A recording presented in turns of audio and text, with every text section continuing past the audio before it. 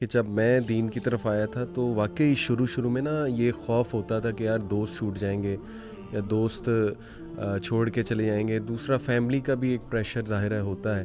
Family والے وہ طرح طرح کی باتیں کرتے ہیں, تانے دیتے ہیں کہ یہ دیکھو جی یہ طالبان بن گیا یا پتہ نہیں اب یہ کیا کرے گا, ایکسٹریمزم کی طرف جو ہے وہ جا رہا ہے. تو یہ شیخ بڑا ہمیں سوال ایک کامن آتا ہے کہ فیملی والوں کو کیسے ہینڈل کریں, کیونکہ زیادہ تر لوگ نا غصے ہو جاتے ہیں جب شروع میں وہ دین کی طرف آتے ہیں نا, تو بہت زیادہ جوش, جیسے وہ ہم ایک مثال دیتے ہیں کہ جیسے کوکا کولا کی جھاگ بلڈ ہوتی ہے اور اس کے بعد بیٹھ جاتی ہے, تو وہ فیز بڑا اس میں ٹف ہے ہینڈل کرنا اپنے ایموشنز کو, کیونکہ آپ وہ چیزیں دیکھ رہے ہوتے ہیں جو ڈائریکٹ اسلام کے خلاف جا رہی ہیں. تو ظاہر ہے ایک فرسٹریشن تو بلڈ ہوتی ہے اور بندے میں ایک وہ ایگریشن بھی بلڈ ہو سکتی ہے کہ یار یہ کیا ہو رہا ہے. تو اس فیز میں کیسے یہ ڈر ختم کیا جائے کہ فیملی والے مجھے پتہ نہیں کیا کہیں گے یا میرے دوست نہ چھوٹ جائیں, اور یہ کہ کس طرح سے انہیں دعوت جو ہے وہ دی جائے؟ اس میں محمد علی بھائی دو چیزیں ہیں, ایک یہ بندہ جی اور ایک اس کی فیملی یا اس سے ریلیٹڈ جتنے بھی لوگ ہیں, فیملی ہو یا فیملی کے باہر کے لوگ ہوں, جو سپوزڈ فیملی ہو, بننے والی فیملی ہو سکتی ہے.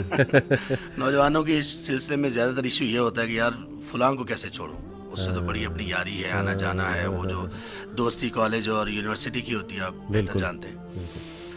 اس میں ایک تو اس بندے کے لیے ہے چیز, اور دوسری ان کے گھر والوں یا فیملی کے لیے. اس بندے کے لیے یہ ہے کہ یہ جو خوف ہے نا کہ مطلب میں فلاں کو چھوڑ دوں گا تو کیا بنے گا, فیملی سے پہلے یہ خوف کبھی کبھی زیادہ حاوی ہوتا ہے. صحیح, یا فلاں کے ساتھ میری بڑی دوستی تھی, فلاں بندی بڑی میرے قریب تھی, بڑے ہم نے وعدے کر رکھے تھے, جھیل کے کنارے بیٹھ کے بڑے پتھر پھینکے ہوئے تھے, ہر پتھر پہ قسم کھا رکھی تھی, تو ہم کیسے میں کیسے سروائیو کروں گا.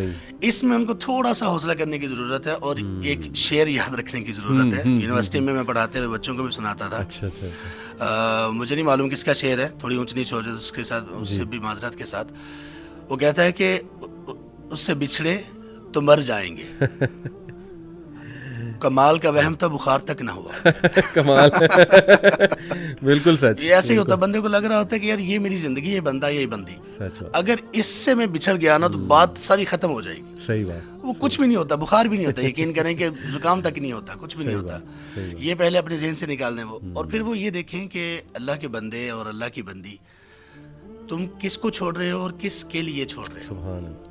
جب آپ کے ذہن میں یہ پوائنٹ ہوگا نا کس کے لیے چھوڑ رہے ہو, تو پھر دنیا کیا چیز ہے اور یہ محبتیں کیا چیز ہیں. آپ کو وہاں پر وہ ملے گا, وہ سکون, وہ چین اور وہ دل میں سیٹسفیکشن اور اطمینان ملے گا کہ آپ کو کہیں نہیں ملے گا.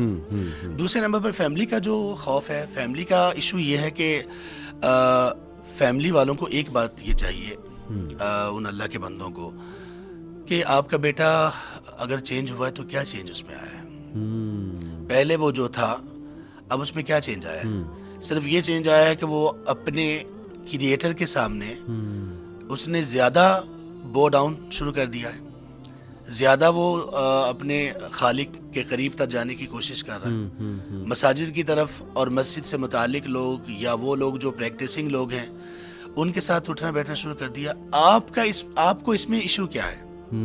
آپ دیکھیں تو صحیح کہ آپ کا بیٹا ترقی کی طرف, بلندی کی طرف جا رہا ہے یا کہ وہ پستی کی طرف جا رہا ہے. صحیح نہیں, وہ بلندی کی طرف جا رہا ہے. وہ اس کا اخلاق بھی سنبھلے گا, اس کی عادات بھی سنبھلیں گی. اگر وہ کام کاج کرنے والا ہوگا, بزنس سے متعلق ہوگا, پڑھنے والا ہوگا, تو اس کی پڑھائی بھی اچھی ہو جائے گی, بزنس اچھا ہو جائے گا, کیونکہ اس میں حلال حرام کی تمیز رکھے گا. تو یہاں پہ فیملی کو یہ چاہیے کہ تھوڑا سا یہاں پہ غور کریں اور تھوڑا سا ان کو روم دیں کہ دیکھ لو کیا کرنا.